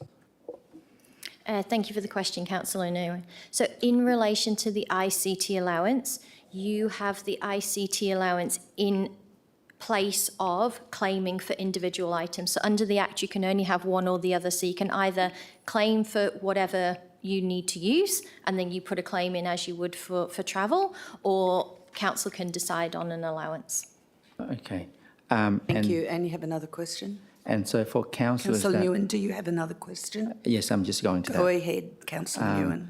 And so for someone who may, for example, I'll give you an example. If a councillor, for whatever reason, doesn't have a phone and they need the phone to carry out, I guess their councillor role, could they claim an allowance for that phone?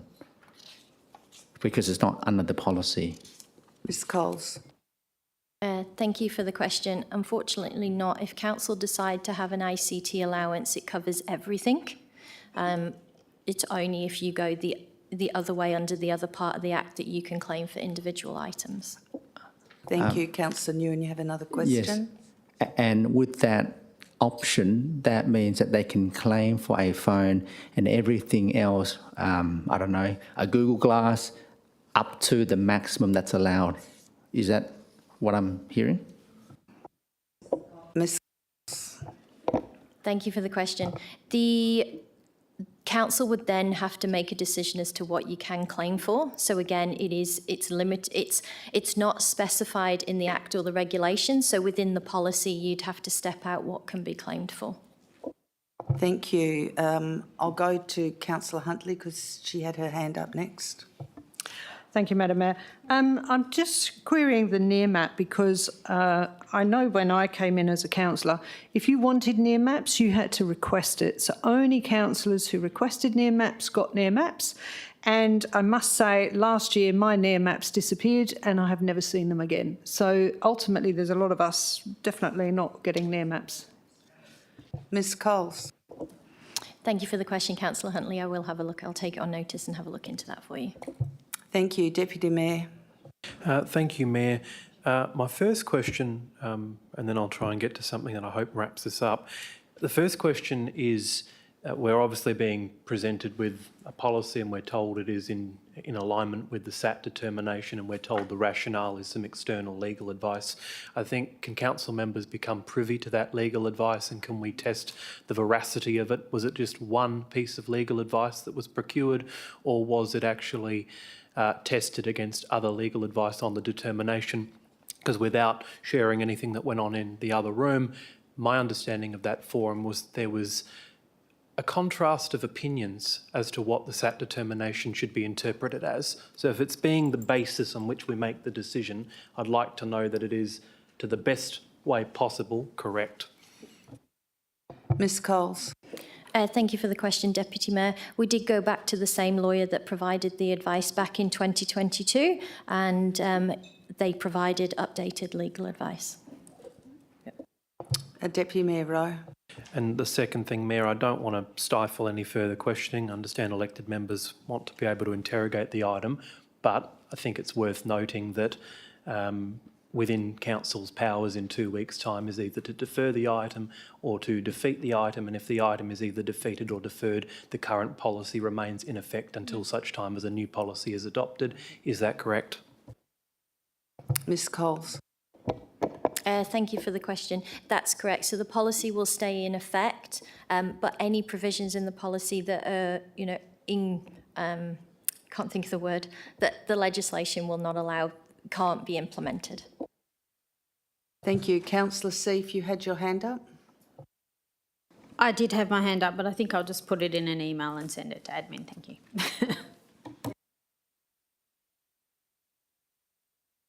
I'll go to Councillor Coetzee, Councillor Miles and then Councillor Nguyen. Councillor Coetzee? Thank you. I didn't want to ask a question, but this just came in front of me. So for an iPad, it's $2,550 and the charger is $60. But I thought if you buy an iPad, it comes with a charger automatically. So, Ms. Coles. Thank you for the question. I'd have to take that on notice and check. I'm not too sure. Councillor Miles. Yeah, thank you, Mayor. I guess my question is obviously to the breakdown that administration has come up with. Whilst I think some of it is quite expensive, what administration hasn't done, the ICT, if I go back to my 2007 days, it was always about utilising your or buying a telephone. Some people did use it for a fax machine. There was a lot of that sort of thing, and I know some of that has drifted away. But I easily spend $1,500 to $1,800 a year on ICT at home with phone, internet. I've got a desktop computer which I use extensively because this iPad belongs to council. It's not mine. So I obviously spend the money as it is. So I would be concerned that if council had to adopt this, because you're saying legal advice is, so therefore I wouldn't have a telephone anymore for ratepayers to contact me. So they would have to contact council and council would have to refer that call on or something like that. I just think that this is too prescriptive, and I just think that I'm sure that it might get deferred or something else in a couple of weeks' time, but I don't think I think we've looked at it as a lawyer and not necessarily of how councillors are actually working as a councillor, and I think that's the difference. We all work differently, but I think we're trying to get to the bottom of why we would then be paying for what I consider administrative costs. My question further in is, what is the Act? What does the Local Government Act state that the CEO must provide us so we can make our decisions? Ms. Coles. Thank you for the question. The Act is not prescriptive as to what can be provided. One thing that is in the Act, off the top of my head, is obviously the professional development and the mandatory training that you indicate. The Act refers to the provision of allowances, and then the regulations set out furthermore in that, and then the regulations refer to the Salaries and Allowances Tribunal to make their determination as to what allowances can be paid and to what amounts, and gives that discretion as to how council can break those up. Councillor Mole. Yeah, thank you. And I'm sort of not necessarily having a go at council, but if council decided not to adopt this, and you were indicating before that council may have to change it regardless of what we're advising council to do, would we then have to say to council administration, that is, that you would have to provide all councillors a paper agenda, confidential agendas, all in paper, and that you would need to set up a room in this facility for councillors to come and use council-provided desktops, so we could come in and check our emails when we do come in and stuff like that? Mr. CEO. Thank you for the question, Councillor Miles. I certainly hope it wouldn't get to that. So I think there's been a number of questions that have been asked tonight. There's a bit of work that we need to go away and we need to answer those questions. But I guess I'm not one to ask questions of the elected group, but for those of you that have read the SAT determination, there was some changes that were obviously made. The wording is clear that the hardware and the way that should be treated. So it is a change, and I know it's never popular when these sorts of things are applied, but it's not the city's administration saying we're going to change the way that councillors work. We are trying to work within a framework that's been endorsed and is made reference to in the Act and regulations. Paul, I'll give you one more question. Thank you, Councillor Nguyen's Mayor. been waiting for a while, that's all. Yep, no worries. Just further on from that, CEO, I did call SAT to have a talk to the administration down there, and I understand that it's the local government, it is open for local governments right now to put in a submission, and it's up to local governments and obviously through their administrations to obviously advise of the needs of what a councillor requires, and I would recommend that council does that. I did point out to SAT, bearing in mind that we are coming up to a period of time where we're not supposed to be making a decision-making process, and we're not supposed to be doing much before the election in October. So I guess we have to rely on, administration to put in some form of determination on our behalf, not a determination, but a request that you as a CEO need your councillors to be fully apprised with all the So can I ask that you look into that before the next OCM, so council can then obviously make further decisions with all the relevant information? Because that particular last year's determination, where it clearly said not to be used for any other purpose, I think that could be taken out in this year's. All of those panel members are new, and I think it's up to us and through the administration to force that. Mr CEO. Thank you, Mayor. Certainly a good suggestion, Councillor Miles, and I think just by the questions and discussion tonight, I think there's an opportunity for further clarity through an updated determination. So I'm more than happy to take that on board. Whether we can just do that administratively, because of the challenges that we've had administratively in terms of obviously trying to amend the policy, or whether we need a decision, the group will go away and have a good look at that, and if we have to, we'll bring something back. But I can't see there being too many people in the room that'd be disappointed if the administration was to put in such a bid to seek clarification on this particular point. Thank you. Councillor Nguyen, you have a question? Just wanted to get some clarification on, the current position and whether any of the councillors is exposed to having to repay the city in the event that, the city may have not followed the correct policy in accordance with the Act. Ms Coles. Thank you for the question. I did clarify with the external lawyer that the policy, when the policy is adopted, it's only moving forward. So anything that's previously been paid under the current policy, there would be no liability there. And then moving forward, obviously, it would be if there was any form of investigation. We've had a look at the compliance audit return. There's no questions on the compliance audit return that relates to this. So, yeah. Any other questions, councillors? Councillor Berry, I saw you had your hand up. Yes, thank you, Madam Mayor. Just want to confirm, just so I'm very clear in my mind, that due to the SAT determination, if we defer the current we defer the suggested policy, and Councillor Herridge is already foreshadowed that she's going to put something together for next week, to continue with what we've currently got would be against the SAT determination. Is that correct? So we've got to do something. Right. Ms Coles. Thank you for the question. The wording of the SAT determination is, with respect to ICT expenses, the tribunal's intention is for the maximum annual allowance to cover the cost of providing ICT hardware and equipment. It is not the intention for the allowance to be paid in addition to providing equipment and hardware.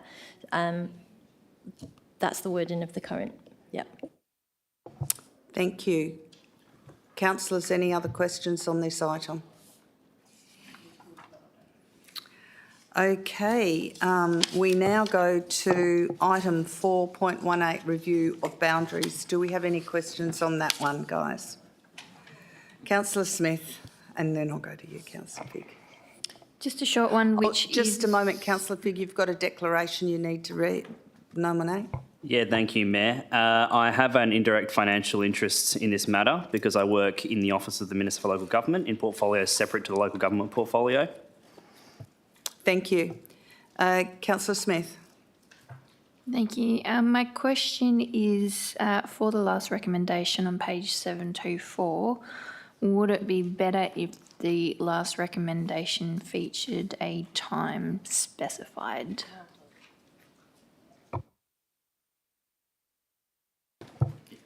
Ms Coles. Thank you for the question, Councillor Smith.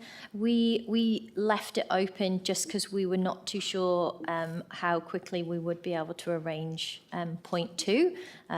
If you wanted to put a timeline on it, we could say within the first OCM after that meeting, if that helps, because I'm just not sure how point 2 will go. That's just as an idea. Thank you, Deputy Mayor Rowe. Thanks, Mayor. I do love these reports that come with population tables because it gives me a chance to ask about our targets. In a lot of these population tables, and I refer to attachment 2, which is page 728, it refers to some of our suburbs in the city's south ward, being Girraween, Kundoola and Wanneroo, all having expected population decrease over the forthcoming 20 years.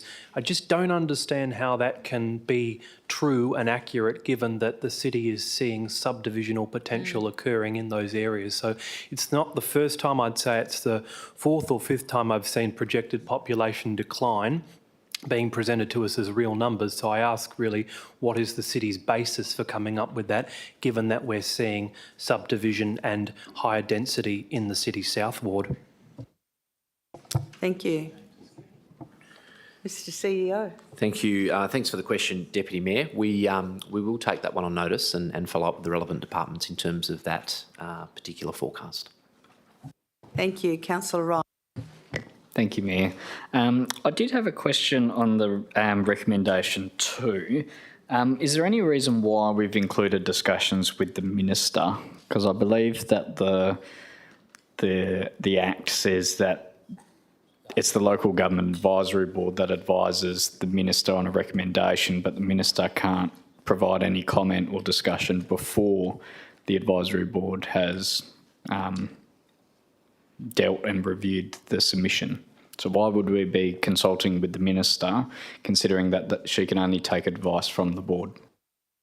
Ms Coles. Thank you for the question. So with the district reviews, they're slightly different to the ward reviews in that they have to be led in a particular way. So that's why we're recommending that we engage with the Minister for Local Government first to see whether there's actually an appetite for the change into the boundaries of the district, whereas with the ward review, it's more led by the city itself. Thank you. Councillor Wright. Thank you, Mayor. I guess a supplementary to that, I'm trying to read in between the lines, wouldn't the Minister be making a predetermined decision by outlining the appetite when it should be the Advisory Board making the recommendation? So why would we be consulting to get a predetermined outcome from the Minister if she's going to say no anyway? So what's the point of us submitting something to the Advisory Board when it should be the Advisory Board taking on the district, the ratepayers, our submission, and then administration's advice on top of that? Why would we be going to the Minister to try and seek some sort of predetermined outcome? Ms Coles.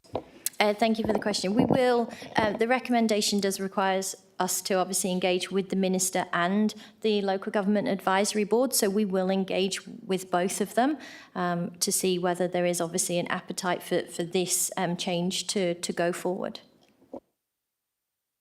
Any other questions, councillors? Councillor Miles. Yeah, thank you, Mayor.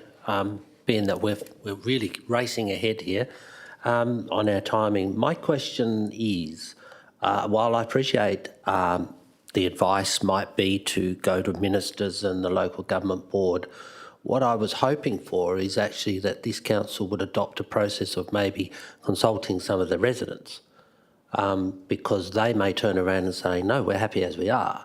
and we're sort of going down, we're sort of leading one way, but we're not doing a consultation first.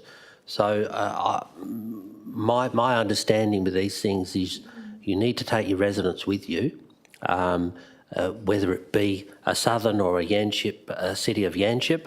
I think we need to do that first before we then sort of understand what the appetite is, and then maybe go to the board or the government minister of the day to seek some further advice.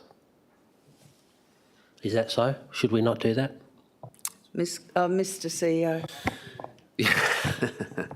Thank you. Well, not anymore. So thank you for your comment. I understand where you're almost making reference to almost like a pre-consultation type of exercise. I guess in any type of review that a local government does, whether it be the broader district boundary, whatever the case may be, there's obviously an extensive consultation process built into that. But it's also guided by quite an in-depth discussion paper around the options that are available. If you go out for broader consultation without that, I guess, information to back up your consultation process, people might actually not understand what options are available to them. So I guess at this point in time, we had envisaged just going through largely a statutory process that involves extensive consultation. We hadn't considered that pre-consultation. And I guess it has been a slightly challenging report to write, and I think Ms Coles will also agree with this, because I think, Councillor Miles, it did come from a notice of motion, and I guess we're trying to, I guess, almost work backwards from what that looks like to arrive at what the process would look like. And I know that the team sort of went around and around trying to determine the best way to go about it. So obviously happy to take your comments and feedback on board, and maybe that's something that you would like to reflect on between now and the OCM in terms of amendments, so on and so forth. Councillor Herridge and then Councillor Wright. Thank you, Mayor. This is going to be difficult to put into a question, so I am going to give it a crack. Would you agree? I just feel, and I take on board what the CEO's just said with the admin struggling to bring us the report. I just feel like it is missing what we actually were asking for, because we were asking and looking, well, I thought what we was asking for the process. And you have, if I'm correct, mentioned that, and on page 722, where you've placed in there the words, evident a large project of work needs to be undertaken. I would have thought that process would have been broken down in some way, shape or form for this report. And that is possibly what's missing. Would that be correct? Ms Coles. Thank you for the question, Councillor Herridge. I think the process was attached to the administration comment relating to the notice of motion that was raised, so we can certainly look at including that attachment to this report as well. There's guiding principles that the Local Government Advisory Board put together and put to us, but we can certainly look at providing that. Thank you, Councillor Wright. Thank you, Mayor. Sorry, I do have 3 questions, so bear with me for this one. Probably my word of the night is I just want to understand the methodology in attachment 2 and how the administration came up with the scenarios. I'm judging that from the attachment, it was an in-house review and not an external consultant or anything that did this. Is that correct? Ms Coles. Thank you for the question. Yes, that was done in-house by our economic development team, so I would have to take your questions on notice for them. Councillor Wright. Thank you, Mayor. So my second question would be the options that have been preliminary presented to us, do they lock us in if we end up approving this? So if there are any other options, can we consider that, or do we need to amend that in this when it comes to OCM? Ms Coles. Thank you for the question. No, you're not locking yourself into anything that's in attachment 2. They can be updated if and when we go through the process of looking at the boundaries.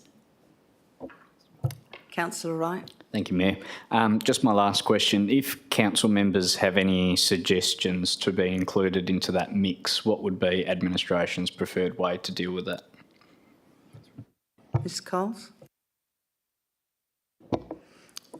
Thank you for the question. You can send that through to our team through email, and then we can pass that on to the economic development team for feedback.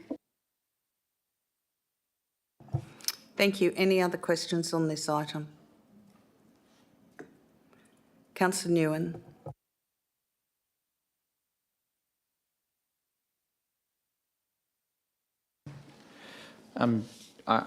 This motion, I understand, was triggered pretty much by the city's population growth and just to investigate a potential to split. I don't see, maybe at a future date, other factors other than population growth to see whether there's a cost benefit to splitting, because just, I guess, looking at the reverse, we see other smaller councils amalgamate to cut costs and to get scale and operate at a more efficient level, whereas we're trying to split, and I just don't know what, I guess, the benefit, if any, there were in terms of splitting this sometime in the future, other than the fact that we're growing at exponential rate. Mr. Parker. Thank you, Mayor. Thanks you, Councillor Nguyen, for the question. You are correct, and as somebody who's worked in the smallest of small local governments and now at the City of Wanneroo, I can assure you there are economies of scales as you get big. The challenge for the elected group sitting around the table is, at what point do those economies of scale become diseconomies of scale and you start to lose that efficiency? And I think that is the catalyst. And I found the report interesting from just to see where we sit, I guess, nationwide as opposed to just within the state of Western Australia, because we are obviously a big player in Western Australia, but when you look at us compared to some of those other local governments on the East Coast, then we're probably not going to be at that size until around about that 2042 or somewhere along those lines. So you're right, it's just knowing when is that point where you tip from genuine economies of scale to maybe not achieving those efficiencies that you would have through your sheer size. Councillor Moore. Thank you, Madam Mayor. Mine is a pretty simple hypothetical scenario. If we did split into, say, the Joondalup split scenario 2, and you as a councillor, you've bought a house in the City of Wanneroo in a particular suburb, and you've lived there, what would then happen to you as a councillor, because you have to live within the boundaries of the City of Wanneroo? What would happen if this particular suburb got transferred to the City of Joondalup and you'd have a house in that area? Ms. Coles. Thank you, Councillor Moore. Usually when there's a adjustment like this, when we were dealing with the amalgamations a couple of years ago, it would spark the extraordinary elections to actually then vote in people. Similar thing in relation to staff as well. There's a whole process that you go through to work out who goes where. Deputy Mayor Rowe. Thanks, Mayor. This is probably a leading question it's more of a comment, but I will make it a question to be compliant. The question, because the comparison does come up, and I appreciate the point the CEO brought up around the East Coast, because it does always put our growth into perspective. It's not in this report, nor did I think it would be, but something to consider going forward is the role of an elected member is a full-time position on the East Coast, with all of the privileges that are associated with that office.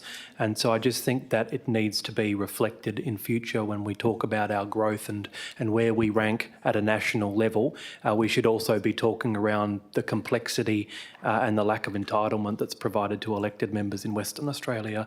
Does the administration think they could include that context in future reports? Mr. CEO. Thank you, Deputy Mayor, for your question. And having recently visited Queensland, you are correct. In terms of the other states on the eastern seaboard, I'm not sure all of them are full-time positions. I think Victoria might be part-time. I'm looking over at Ms Harrison here because she's obviously worked in Victoria. So I think maybe in the report we could probably look at those three key states on the eastern seaboard and make some comments around the role of elected members, but certainly Queensland is a full-time role. Any other questions, councillors? If there are no further questions, we go to item 4.19, council member attendance at the National Growth Areas Alliance 2025. Are there any questions on that, Deputy Mayor Rowe? Mayor, I'll be foreshadowing a financial interest at the OCM as I am the council member referred to in the report. So if there are questions here this evening, I'd prefer to absent myself from the room and I won't participate in the vote in 2 weeks' time. Thank you. Are there any questions on that item? Jordan, have you got a question, have you? It was a tongue-in-cheek question. How was it? How was it? He really wants to check the score. Now, what is your question, Councillor Wright? I am interested in hearing your question. Have to do a question. It was, how was it? How was the conference? Because it's in the past. Mr CEO. Thank you, Councillor Wright. I was at the conference and I can confirm that the Deputy Mayor sat in very close proximity to me, so he was there. Are there any other items? Wait a minute. Oh, there's another question here for Councillor Newman. Councillor Newman? Just a question. Is it possible to include, I might be, I guess, indicating an amendment. I agree that councils should be reimbursed for all these events. The real risk is, and I'm not suggesting that Deputy Mayor Rowe is not coming back, but if he were not to be successful at the next election, I guess I personally wouldn't want to reimburse him for that amount. I think for me, it should be subject to Councillor Rowe coming back, and I have full confidence that he'll be back after the next election. It's simply because if we were to reimburse him and he, for whatever reason, is not successful, that seems to be money that was, I guess, paid but not getting the benefit for our taxpayers. Thank you. Mr Parker. Thank you, Councillor Newman, and I'm certainly not going to enter into debate as to how you should or shouldn't reimburse your elected members 3 months into an election. What I will note is that Councillor Rowe was actually appointed by Council to this group, knowing that he was up for election in October this year. My view is that his attendance at this conference was absolutely essential in him fulfilling his functions and representing Council. So I think that's just an added layer of information and detail that you might want to consider in making your decision. Thank you. And if there are no further questions on item 4.19, the Deputy Mayor may re-enter the room and maybe he might have the results of the Kingsway football game in Brisbane, I understand. And what is the numbers for the Kingsway team? 1-1, going to penalties. It's 1-1, councillors, going to penalties. And now we have to turn our phones off and concentrate on the business of council. We now go to item 4.20, council meeting member attendance at the Western Australian Local Government Association Local Government 2025 Convention. Do I have any? Councillor Herridge. No questions, Mayor, just to foreshadow a declaration because I'm of the interest in the report. Thank you. Are there any questions on this? Councillor Smith? No question, just a similar foreshadowing because I've also put in, I think it'll be a late report that may be in addition to this one, if that makes sense, because it's about the Walga Conference as well, attending in my capacity as State Councillor. So, thanks. Mr Parker. Thank you, Councillor. We are looking at that particular one because it's not funded by the city, is my understanding. So we'll come back to you with some clarity to make sure that everything's covered and we get everything right for the OCM. Deputy Mayor Rowe, do you have a question? I do, Mayor, and it's probably just to highlight the issue with that 3-month period. Is it correct that Councillor Herridge is needing to seek permission from this council to go to her own graduation for the Walga diploma, which I think seems a little bit frustrating? Is that the correct assessment of this report? Ms Coles.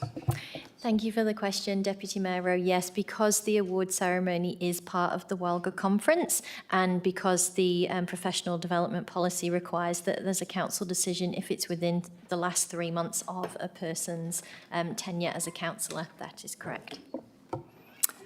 Okay, Councillor Seif. That's all right, Madam Mayor. I was just going to say perfect example of policy and legislation sort of knocking heads and a little bit overcooked on our end. Do you want to put "wouldn't you agree" on the end? Wouldn't you agree? So that is it.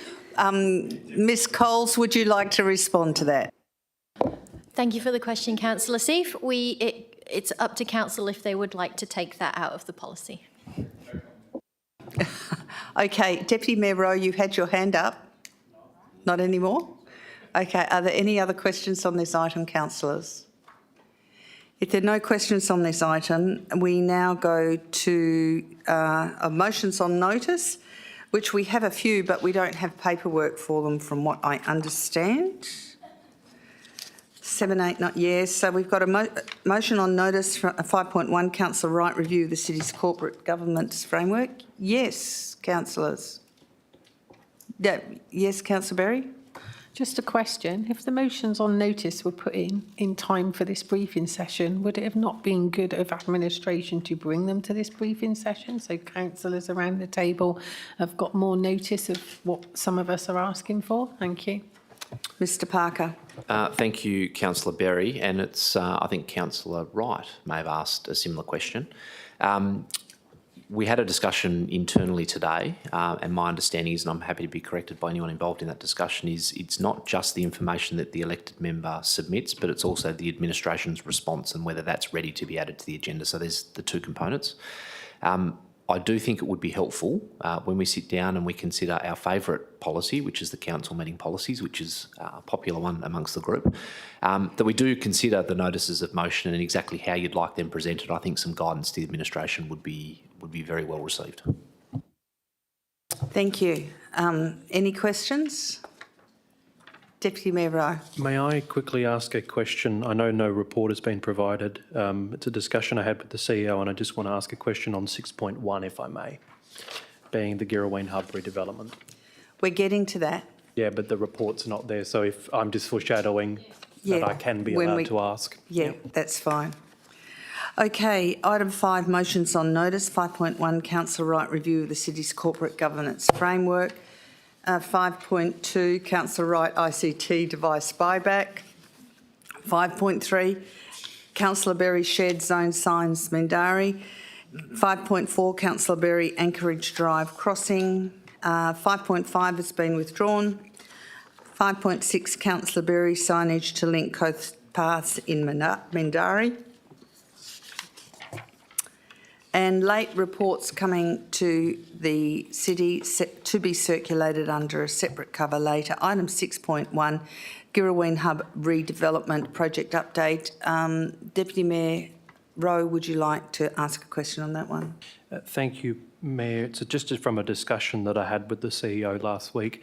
If this report does not materialise, if it is not presented to us because of the caretaker provisions, there may be some delay in the council making a formal decision on this.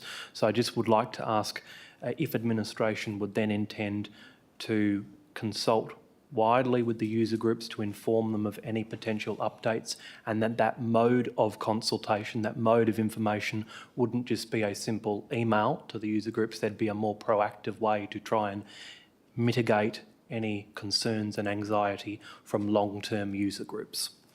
Mr CEO. Thank you, Mayor. Thank you for the question, Deputy Mayor. So this item is almost just a placeholder at the moment. As most councillors would be aware, we are waiting on the decision of a funding application, and without that we really don't have an item to bring to council. We are working to very strict timelines at the moment.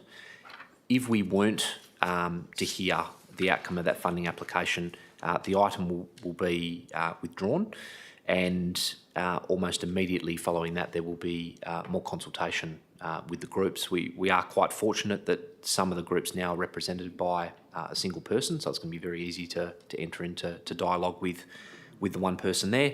But we will need extensive consultation to bring everyone up to speed on that journey. And I know that Harminder and his team, led by Chris Ford, have been working on some revised timelines as well. So it's not as though we don't know what would happen next. We've almost got a timeline assuming that we get a funding decision before the council meeting, and then we've got a timeline subject to not hearing anything and then obviously having the caretaker period. So I think we're well covered. Thank you. Any other questions from item 6.1? Okay, we've also got late items, city submission on the Mindarie Regional Council's business plan, Nearabut facility FOGO processing. 6.2, Council Plan 2025 to 2035, public comment and final draft. Item 7, we don't have any more. And item 8, confidential, that the council move into a confidential session to discuss items 8.1 and 8.2 under the terms of the Local Government Act 1995, section 5.23 in brackets 2. Video recording will cease and members of the public and administration to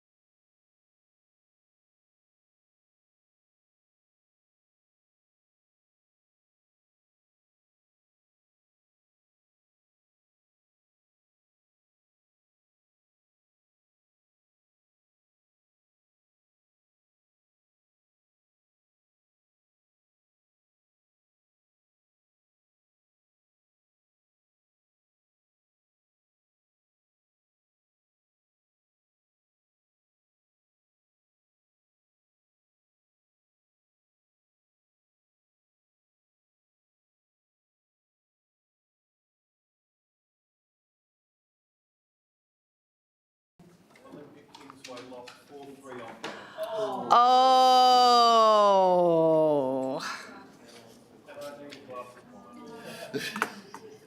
You're going to drown your sorrows. We're not on air yet. Oh, we're on air. Item 9, date of the next council meeting. Ordinary council meeting has been scheduled for 6 p.m. on the 26th of August 2025 to be held at the Council Chamber, Civic Centre, 23 Dundebar Road, Wanneroo. I thank everyone for their attendance this evening, and I now declare the agenda briefing closed at 9 p.m. Thank you, everyone.